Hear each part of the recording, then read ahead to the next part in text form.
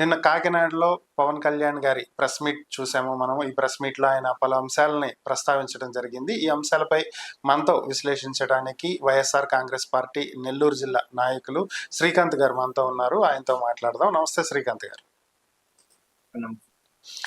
So Srikanth గారు, పవన్ కళ్యాణ్ గారు press meet చూస్తుంటారు మీరు. ఆయన ప్రెస్ మీట్లో చాలా అంశాలని ప్రస్తావించారు.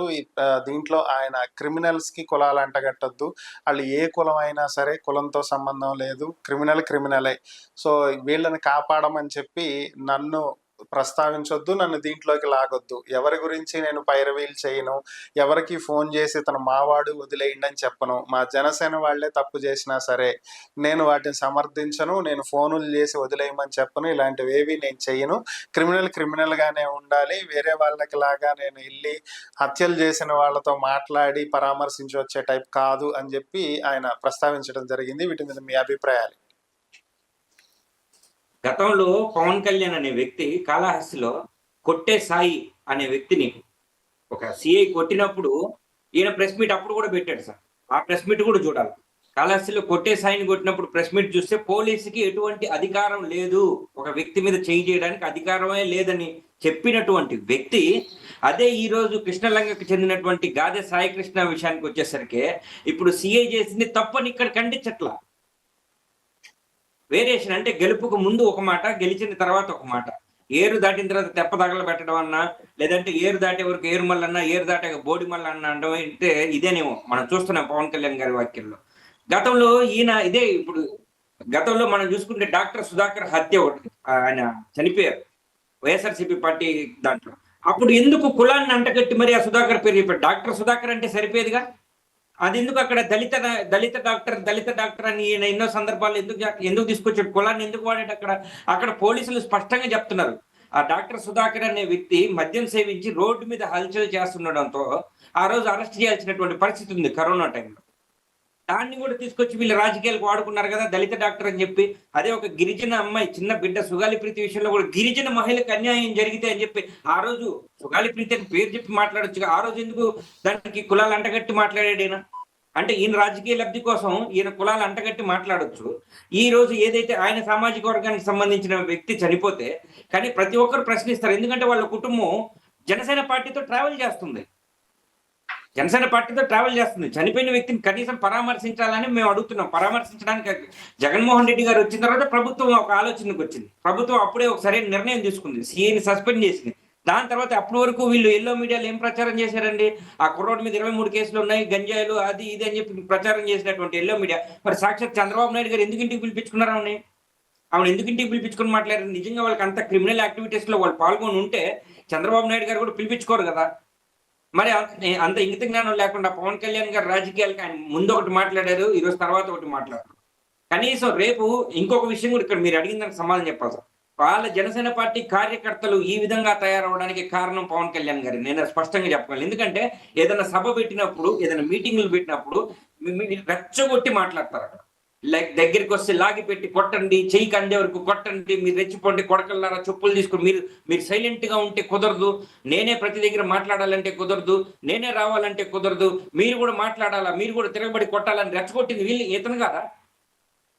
ఇతను రెచ్చగొట్టడం వల్ల యువత ఆ విధంగా చెడిపోతారు. జనసేన యువత ఆ విధంగా చెడిపోతున్నారు. ఈరోజు జనసేన యువత చెడిపోవడానికి ముఖ్య కారణం పవన్ కళ్యాణ్ గారని మాత్రం స్పష్టంగా చెప్పగలను సార్. ఎందుకంటే ఆ మీటింగ్లో రెచ్చగొట్టి మాట్లాడే విధానం ప్రతి ఒక్కరూ గమనిస్తున్నారు. ఈయనకు అనుకూలమైనప్పుడు కులాలను వాడుకుంటారు. అంతెందుకు సార్, ఎలక్షన్ల ముందు కుల ప్రస్తావన తీసుకురాలేదా?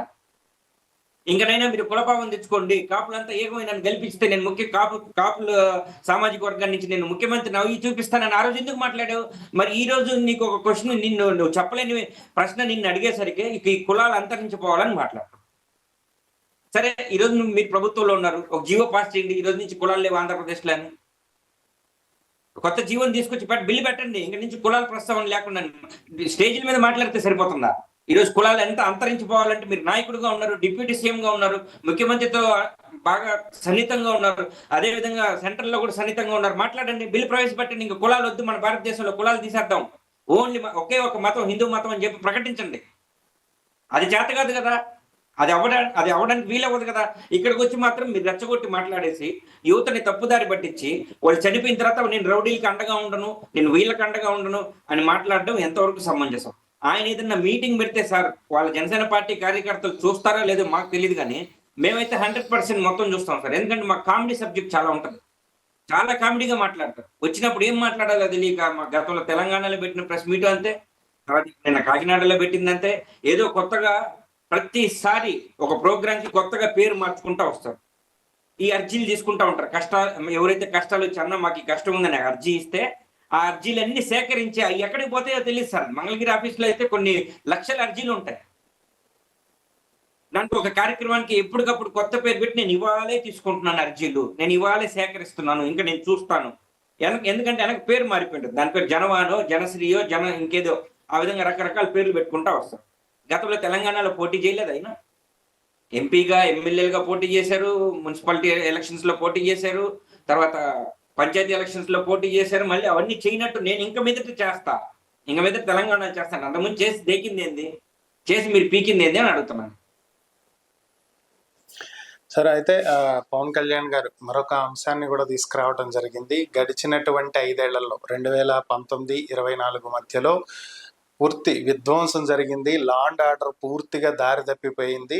ఆ కారణం చేతే వివేకానంద రెడ్డి హత్య కేసులో ఎవరైతే నిజమైనటువంటి దోషులు ఉన్నారో వాళ్ళకి శిక్ష వేసేటువంటి పరిస్థితి లేకుండా సాక్ష్యాలను, ఎవిడెన్స్ని ట్యాంపర్ చేయటం, డిస్ట్రాయ్ చేయటం జరిగింది.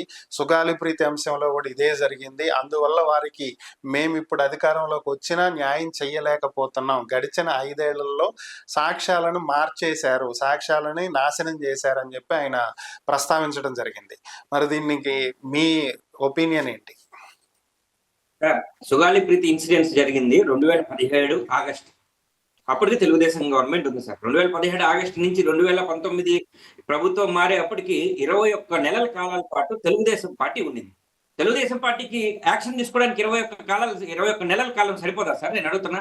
ఈయనకి మతి స్థిమితం పోయి మాట్లాడడం తప్ప, ఏదో రాజుల లెక్క, వీళ్ళ అన్నదమ్ములంతా ఒక రాజుల లెక్క మాట్లాడడం తప్ప 21 నెలల కాలం సరిపోదా? ఆ రోజు ఆ ప్రభుత్వమే దాన్ని తారుమారు చేసింది కాబట్టి వైఎస్ఆర్సీపీ పార్టీ దాన్ని ముందుకు తీసుకెళ్లలేకపోయింది. సాక్ష్యాధారాలన్నీ ఎప్పుడు తారుమారైనాయి? అది 2017 ఇన్సిడెంట్ జరిగిన కొన్ని నెలలకే అక్కడ తెలుగుదేశం పార్టీ తారుమారు చేసి పెట్టింది. అక్కడ ఎటువంటి పరిస్థితులకి సరే, ఇప్పుడు వైఎస్ఆర్సీపీ పార్టీ న్యాయం చేయలేదు. మీరు అధికారంలోకి వచ్చి 2 సంవత్సరాలు అయింది కదా, ఇంకా డెప్త్ గా మీరు ఎందుకు చేయొచ్చు? ఇప్పుడు బాధితురాలి తల్లి ఎవరైతే సాక్ష్యాధారాలతో పాటు ఆమె ముందు గతంలో ఉండేది చూపిస్తుంది కదా, పలానా వ్యక్తుల పేర్లు కూడా చెప్తుంది కదా. మీరు కనీసం ఈ రోజు ఎక్కడైనా ఆంధ్రప్రదేశ్ లో ఆ పేర్లు ప్రస్తావించారా? పలానా వ్యక్తి, పలానా కుటుంబానికి చెందినటువంటి వ్యక్తి, వాళ్ళ బిడ్డలు ఈ విధంగా చేశారు అని ఎందుకు మీరు పేర్లు బయట ఎందుకు ప్రస్తావించలేకపోతున్నారు? ఆ తల్లి చెప్తానే ఉంది కదా. ఆ పేర్లు ఏదైతే వాళ్ళు ఎవరైతే అత్యాచారానికి పాల్పడ్డారో వాళ్ళ పేర్లు ఆ తల్లి ప్రస్తావించినప్పుడు దాన్ని మీరు ఎందుకు చెప్పలేకపోతున్నారు? అంత దమ్ము ధైర్యం లేనప్పుడు రాజకీయ లబ్ధి కోసం ఒక ఆడపిల్ల జీవితాన్ని మీరు వాడుకోవడం ఎంతవరకు సమంజసం? అదేవిధంగా వైఎస్ వివేక గారి హత్య కేసు, అది కూడా జరిగింది తెలుగుదేశం పార్టీ హయాంలోనే. ఇప్పుడు మీరు ప్రభుత్వం వచ్చింది, జగన్మోహన్ రెడ్డి గారి మీద మీరు ఎక్కడికి వెళ్ళినా, మీరు ఏ ప్రెస్ మీట్లు పెట్టినా, ఏ విలేకరుల సమావేశం మీరు పెట్టినా సరే జగన్మోహన్ రెడ్డి గారిని ప్రస్తావించకుండా, ఆయన్ని తిట్టకుండా, ఆయన గురించి వ్యంగ్యంగా మాట్లాడకుండా ఉండలేకపోతున్నారు ఈ కూటమి ప్రభుత్వం నాయకులు, కార్యకర్తలు, ప్రతి ఒక్కరు కూడా. మరి అంత కక్ష ఉన్నప్పుడు ఆ కేసుని నిజంగా మీ చేతిలో ఇప్పుడు 2 సంవత్సరాలు అయింది కదా వచ్చి, ఏం చేస్తున్నారు మీరు? ఏం తారుమారైనాయి? ఆడ వ్యక్తుల మీద ఎవరు అనుమానాలు, ఆ వ్యక్తుల దగ్గర నుంచి మీరు ఎందుకు సిబిఐ ఎంక్వైరీ ఎందుకు వేయించలేకపోతున్నారు? మేము గట్టిగా అడిగితే ఈరోజు మీరు ఏం చేసేటువంటి పరిస్థితులు లేవు. ఎందుకంటే చేస్తే తీగ లాగితే డొంకంతా బయటపడుతుంది సార్. డొంక బయటపడితే ఖచ్చితంగా తెలుగుదేశం పార్టీ కోసాలు కదిలిపోతుంది. తెలుగుదేశం పార్టీకి ఏదైనా నొప్పి కలగకూడదు, తెలుగుదేశం పార్టీకి ఎటువంటి డ్యామేజ్ జరగకూడదు. కేవలం చంద్రబాబు నాయుడు గారి అనుచరుడుగా చంద్రబాబు నాయుడు ఇచ్చినటువంటి ఆదేశాల మేరకు ఆయన ఇచ్చిన స్క్రిప్ట్ ను మాత్రమే చదవడం ఈయన పూర్తిగా అనుసరించేటువంటి వ్యక్తి. ఇంకొక విషయం కూడా, అక్కడ ఎక్కడో వాళ్ళ పార్టీలో ఉన్నటువంటి కార్యకర్తల ఇబ్బందులు, వాళ్ళ పార్టీ కార్యకర్తలు చచ్చిపోతే కూడా దాని గురించి కూడా మాట్లాడారు. తెలుగుదేశం పార్టీకి ఏదైనా ఇబ్బంది వస్తుందేమో, లేదంటే ఇబ్బంది రాకముందే వచ్చినట్టు ఊహించుకొని మాట్లాడేటువంటి వ్యక్తి ఈ పవన్ కళ్యాణ్ గారు. దీని మీద 2-3 ఇన్సిడెంట్లు. నెల్లూరు జిల్లా, అదేవిధంగా మచిలీపట్నం, కాళహస్తి 3 దగ్గర జనసేన పార్టీ కార్యకర్తలు ఇల్లులు కొట్టారు. మాట్లాడారా? అదే రైల్వే కోడుకు సంబంధించినటువంటి ఈయన ఎమ్మెల్యే ఉన్న అరవ శ్రీధర్ గారు ఒక అమ్మాయిని ఈ విధంగా వాడుకొని వదిలేస్తే నడి రోడ్డు మీద తాతంశెట్టి నాగేంద్ర అనే వ్యక్తి కొడితే దాని మీద ఎక్కడ నేను మాట్లాడా? అదే విధంగా భీమవరానికి సంబంధించి ఒక ZPT sarpanch, maybe sarpanch ZPTC, ఆయన చేతిలో బాధితురాలైన ఒక మహిళ వచ్చి నేను అన్యాయం అయిపోయాను ఒక జనసేన పార్టీ నాయకుడు వల్ల అని చెప్పి దాని గురించి అక్కడ నేను మాట్లాడినా. ఈయన మాట్లాడేదంతా ఏదంటే హుండీ నియోజకవర్గంలో రఘురామకృష్ణరాజు గారి మీద దాడి జరిగిపోయింది, వాడు ఏం జరగకపోయినా దాడి అని చెప్పేసి ఈయన ముందుకు వచ్చేస్తాడు విలేకరులను పిలిపించుకొని. అదే విధంగా దాని తర్వాత ఇంకోటి ఆంధ్రజ్యోతి పత్రిక మీద దాడి జరగనప్పటికీ కూడా ఈ దాడి జరిగిపోయింది, నేను తీవ్రంగా ఖండిస్తున్నా. ఏది అక్కడ ప్రశ్నించడానికి రాధాకృష్ణ గారిని ప్రశ్నించడానికి వెళ్తేనే ఈయనకేదో ఆ డ్యామేజ్ జరిగిపోయినట్టు పగల కొట్టేసినట్టు ఈయన ప్రెస్ మీట్ పెట్టడం జరిగింది. ఇప్పుడు రీసెంట్ గా ఈ హోమ్ మినిస్టర్ అనిత గారి గురించి కూడా మేకప్ అనే మాట రాగానే ఈయన వెంటనే ఆడవాళ్ళని ఈ విధంగా మాట్లాడడం తప్పు. గతంలో ఈయన ఎన్నిసార్లు మాట్లాడాడు ఆడవాళ్ళ గురించి? రోజా గారి గురించి ఈయన ఏం మాట్లాడారు? ఆ రోజా గారి గురించి వీళ్ళ పార్టీ నాయకులు ఏం మాట్లాడారు? మహిళల్ని కించపరుస్తూ దెందులూరు ఎమ్మెల్యే ఇంతకుముందు ఆయన ఏం ఇవన్నీ ఇలా కనిపించవు సార్. తెలుగుదేశం పార్టీకి డ్యామేజ్ జరగకుండా చూసుకోవడం పవన్ కళ్యాణ్ గారి పని, మెయిన్ ఎజెండా.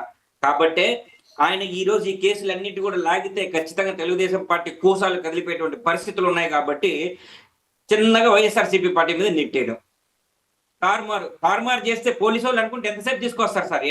ఎలాంటి కేసులు ఛేదించలేదు మన భారతదేశంలో. మన భారతదేశంలో ఎటువంటి మర్డర్ కేసులు ఛేదించినటువంటి భారతదేశం, అటువంటి గట్టి పోలీసు వ్యవస్థ, సిబిఐ వ్యవస్థ మనకు ఉన్నప్పుడు దాన్ని వాడుకొని వీళ్ళు నిజంగా ఇప్పుడు దాని ఎందుకు ఇంకా రుద్దడం ఎందుకు? 2 సంవత్సరాల అధికారం, ఇంకా 3 సంవత్సరాలు ఉంటారు. 3 సంవత్సరాలు గట్టిగా చేసి వాళ్ళకి విచారణకు పిలిపించి వాళ్ళని గట్టిగా పట్టుకోమంటే కేసు పట్టుకోరా? కాకపోతే అక్కడ చిన్న లింక్ ఉంది సార్. అది లాగితే, ఆ తీగ లాగితే తెలుగుదేశం పార్టీ కోసాలు కదిలిపోతాయి, నిజాలు బయటపడతాయి. అలా జరగకూడదు అంటే ఆ కేసుకు ముందుకెళ్ళకూడదు, అలా జరగకూడదు అంటే ఆ కేసులు ముందుకెళ్ళకూడదు. ఆ కేసులు ముందుకెళ్ళగా ఉండాలా. కానీ ప్రజలు అడుగుతున్నారు కాబట్టి ప్రజలకు ఏం చెప్పాలంటే దాంట్లో తారుమారైపోయి ఇది వైఎస్ఆర్సీపీ పార్టీ చేసిందని, వైఎస్ఆర్సీపీ పార్టీ మీద బురద జల్లడం ఎజెండాగా ముందుకు పోతున్నారు ఈ పవన్ కళ్యాణ్ అని మాత్రం నేను స్పష్టంగా చెప్పగలను. సార్, చివరిగా ఒక ప్రశ్న. పవన్ కళ్యాణ్ గారు చివరిగా మాట్లాడింది ఏంటి అంటే, రేపటి నుంచి వైసీపీ గూండాలకు తాట తీస్తాను నేను అని చెప్పారు. సీఎంకి కూడా నేను చెప్పేదేం లేదు, ఆయనతో చర్చించను, వివరణ ఇవ్వను, నేను ఏది తప్పనుకుంటే దాని మీద నేను ఖచ్చితంగా బయటకు వచ్చి మాట్లాడతాను. మన పార్టీ ఎమ్మెల్యేలు, ఎంపీలు, మినిస్టర్లు కూడా నోరు తెరిచి మాట్లాడాలి. మీరు కులాన్ని వెనకేసుకురావద్దు, తప్పు ఎవరు చేసినా ప్రశ్నించండి, మనకి దేశ సమగ్రత ముఖ్యం, దేశం తర్వాతే ఎవరైనా సరే. సో నేను మాట్లాడతాను, మీరు మాట్లాడేవండి, నా దాకా ఏది తీసుకురావద్దు అని చెప్పి ఆయన చెప్పడం జరిగింది. మరి దీన్నేమన్నా? ఇంట్లో 2 అంశాలు చూడండి సార్. దీంట్లో 2 అంశాల కింద మనం మాట్లాడచ్చు. మొట్టమొదటి, నేను తొక్కిపెట్టి నారతిస్తా అంటే ముందు ఈ పవన్ కళ్యాణ్ అనే వ్యక్తి ఏ శాఖో చెప్పాలి. నేను ముందు ఈయన శాఖ చెప్పాలి. ఎందుకంటే మళ్ళీ రేపు ఏదన్నా జరిగి ప్రశ్నించినప్పుడు నాకు ఆ శాఖకి సంబంధం లేదు, నేనేం చేయలేను అని చెప్పి మాట మార్చేటువంటి వ్యక్తి ఊసర వెళ్ళి. అందుకే ముందు నేను పోలీస్ శాఖ, లేదంటే న్యాయస్థానంలో సంబంధించినటువంటి ఏమన్నా జడ్జా తొక్కిపెట్టి నారదీసి వాళ్ళకి శిక్షలు వేయడానికి, లేదంటే పోలీసా ఏమైనా తీసుకొచ్చి ఇంట్రాగేషన్ కింద ముందు ఏదన్నా ఆయన సమస్య పరిష్కరించమని ఆయన దాకా వెళ్తే ముందు గతంలో ఎలక్షన్లో చూసుకోండి సార్. ఫర్ ఎగ్జాంపుల్ గతం ఎలక్షన్లో సుగాలి ప్రీతికి తొలి సంతకం అన్నాడు, తర్వాత తీరా తీసుకొచ్చేసరికి అది నా పరిధిలో లేదు అన్నాడు. అట్లాగే ఇప్పుడు ఈయన ఏ శాఖకు సంబంధించిన వ్యక్తితో ముందు అది ఫస్ట్ స్పష్టం చేసి చెప్పాం. అప్పుడు ఇట్లాంటి సినిమా డైలాగులు చెప్తే బాగుంటాయి. తొక్కి పెట్టి నారకిస్తా అంటే సార్ ఎక్కడైనా సరే ఒకటి గుర్తుపెట్టుకోండి సార్, అరిచే కుక్క కరవదు, కరిచే కుక్క అరవదు. సింపుల్ సార్, దానికి సింపుల్ ఆన్సర్. ముందు ఈయన శాఖ ఏదో స్పష్టం చేసి చెప్పాలా. తొక్కి పెట్టి నారతీస్తామని ఈ స్టేట్మెంట్ ని రెండో విధంగా ఏ విధంగా చూడాలంటే మళ్ళీ యువతను రెచ్చగొట్టడం. ఇక్కడ ఇటువంటి మాటలు నేను డిప్యూటీ సీఎం హోదాలో ఉండి ఇలా రెచ్చగొడితే ఆయన ఎదురుగా కూర్చున్న యువత మొత్తం నిజంగా మా అన్న పవన్ కళ్యాణ్ గారే తొక్కిపెట్టి నారతిస్తా అన్నప్పుడు మనం కూడా ఒక అడుగు ముందుకేస్తే తప్పేంటి, మనం కూడా పోయి తంతే తప్పేంటి, మనం కూడా కొడితే తప్పే. వాళ్ళ ఆవేశానికి గురై కొడతారు సార్, వాళ్ళకి ఆవేశానికి గురై గొడవలు పోతారు, తన్నులు తింటారు, కేసులు పెట్టించుకుంటారు. ఈ రోజు మరి జనసేన పార్టీకి సంబంధించినటువంటి కార్యకర్తల మీద ఉన్నటువంటి కేసులు ఎందుకు కొట్టించుకోవట్లయినా? కేసులు ఎందుకు కూడా అంతే? నీ దగ్గర దమ్ము ధైర్యాలు అన్నీ ఉంటే తెలుగుదేశం పార్టీ గతంలో పడ్డ కేసులన్నీ కూడా తెలుగుదేశం పార్టీ కార్యకర్తల మీద ఉన్నటువంటి నాయకులు అన్ని కొట్టించుకొని బయట యథేచ్ఛగా తిరుగుతున్నారు. మరి జనసేన పార్టీని నమ్ముకొని మీ మాటలు నమ్ముకొని మీరు రెచ్చిపోమన్నప్పుడు వాళ్ళు రెచ్చిపోయి ఈరోజు కేసులు పడి గత 4 సంవత్సరాల నుంచి 3 సంవత్సరాల నుంచి పాప కుళ్ళిపోతున్నారు కోర్టు చుట్టూ తిరిగి. మరి వాళ్ళకి ఏం చెప్తాడు ఈయన? వాళ్ళకి ఏం న్యాయం చేస్తాడు? ఇట్లాంటి మాటలు మాట్లాడబట్టే కదా వాళ్ళ జీవితాలు సంకనాకపోతున్నాయి. ఈయన కొట్టేది లేదు, ఏం లేదు సార్. నేను సింపుల్ దీనికి ఒకటే ఆన్సర్, అరిచే కుక్క కరవదు, అంతే. Okay, thank you sir. ఈ అంశాల మీద మీ విశ్లేషణ అందించినందుకు ధన్యవాదాలు.